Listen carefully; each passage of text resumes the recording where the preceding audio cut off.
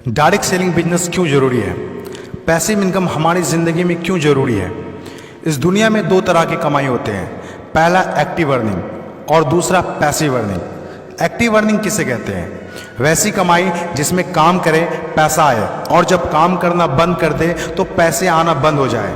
जैसे जॉब पर जा रहे हैं पैसा आ रहा है, जॉब पर जाना बंद पैसे आना बंद। एक दुकानदार दुकान खोल रहा है पैसा आ रहा है, दुकान खोलना बंद पैसे आना बंद। एक किसान खेती कर रहा है पैसा आ रहा है, खेती करना बंद पैसा बंद। एक मजदूर मजदूरी कर रहा है पैसा आ रहा है, मजदूरी करना बंद पैसा बंद। It's called active earning.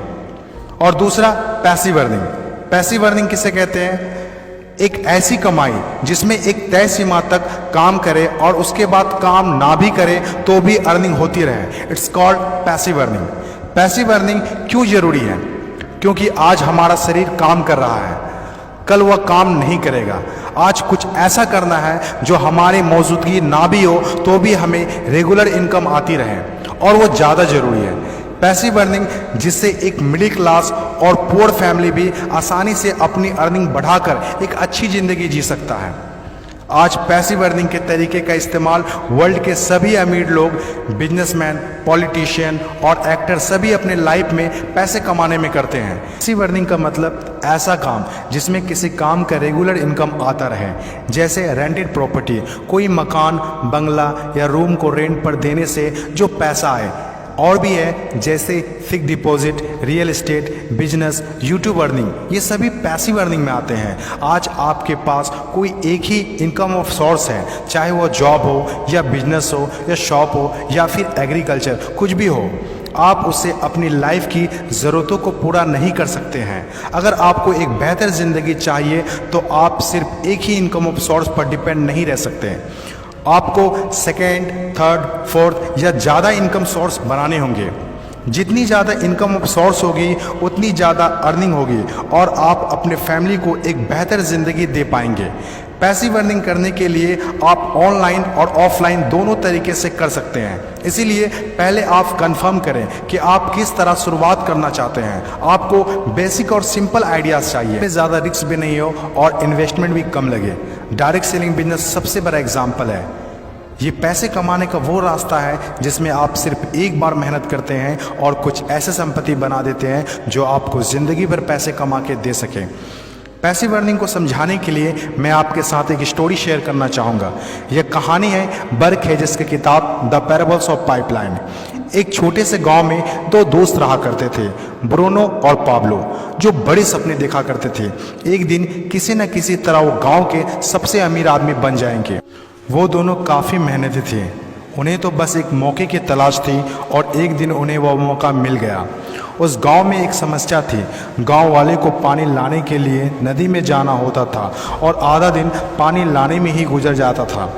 वो दोनों ने गांव वालों से बात की कि वो नदी से पानी लाकर उन्हें देंगे और उसके बदले कुछ पैसे लेंगे। गांव वालों को ये बात अच्छी लगी। अगले दिन दोनों ने एक एक बाल्टी पकड़ी और नदी की तरफ चल दिए कि हर बाल्टी के लिए 10 रुपये दिए। ब्रूनो बहुत खुश हुआ, लेकिन पाब्लो को इतनी ज़्यादा खुशी नहीं थी। पाब्लो को बाल्टी ढोने की वजह से उसके पीठ में दर्द हो रहा था और हाथों में छाले पड़ गए थे। अगली सुबह फिर से उन्हें ढोने की बात सोचकर ही दहशत हो रही थी। पाब्लो ने नदी से गांव तक पानी लाने का एक अच्छा आइडिया सोचा। जब अगली सुबह दोनों अपनी अपनी बाल्टी उठाकर जाने लगे तो पाब्लो ने कहा, ब्रूनो मेरे पास एक आइडिया है। चंद सिक्कों के बदले मैं दिन भर बाल्टी ढोने की वजह क्यों ना हम नदी से गांव तक पाइपलाइन बना दें। ब्रूनो ने कहा, पागल, हमारे पास एक बेहतरीन नौकरी है, अच्छे पैसे भी मिलते हैं जिससे हम जो चाहें खरीद सकते हैं। अपनी पाइपलाइन के आइडिया को दिमाग से निकाल दो। लेकिन पाब्लो इतनी आसानी से डिमोटिवेट होने वाला नहीं था। उसने अपने दोस्त को पाइपलाइन बनाने का आइडिया अच्छे से समझाया। हम लोग दिन के आधे समय बाल्टी ढोने का काम करेंगे और आधे समय और छुट्टियों के दिनों में पाइपलाइन का काम करेंगे।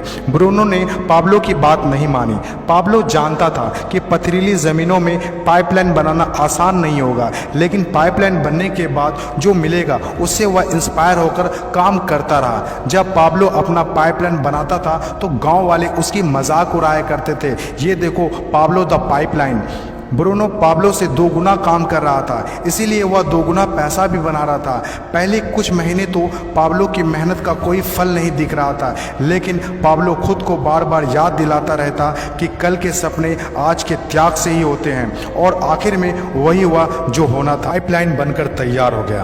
अब पाब्लो सोता था तो भी पैसा आता था, नहाता था तो भी पैसा आता था, खाता था तो भी पैसा आता था, वह कहीं बाहर घूमने जाता था तो भी पैसा आता था। जितना ब्रूनो ने 3 साल में कमाया था उतना पाब्लो ने 3 महीने में कमा लिया। गांव में जितना पानी बहकर जाता था, पाब्लो के जेब में उतना ही पैसा बहकर आता था। और मेरे हिसाब से direct selling business is the best opportunity. इस कहानी से हम 5 बातें सीखते हैं।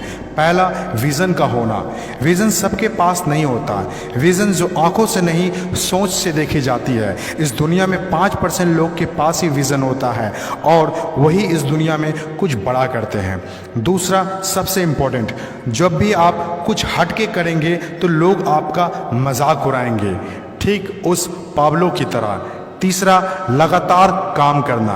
विज़न पर काम करना आसान नहीं होता है। इसमें ज़बरदस्त फोकस के साथ तब तक काम करना होगा जब तक आप उसे कंप्लीट ना कर ले। चौथा, खुद को इंस्पायर करना। अपने आप को इंस्पायर करने के लिए वो देखना होगा जो पाइपलाइन बनने के बाद आपको मिलेगा। अपने सपनों को विजुलाइज करना होगा ताकि अपने आप को मोटिवेट और इंस्पायर कर सके। पांचवा और सबसे इम्पोर्टेंट बात, प्रॉब्लम सॉल्विंग वर्क। जिस तरह पाब्लो ने गांव की पानी की समस्या को सॉल्व किया, आज हर वो इंसान सक्सेसफुल है जिन्होंने लोगों के प्रॉब्लम को सॉल्व किया है। चाहे वो डॉक्टर हो या इंजीनियर, चाहे वो साइंटिस्ट हो या कोई मोटिवेशनल स्पीकर, आज हर वो इंसान कामयाब हुआ है जिसने भी किसी भी फील्ड में लोगों के प्रॉब्लम को सॉल्व किया है। और डायरेक्ट सेलिंग बिजनेस भी ऐसा ही है।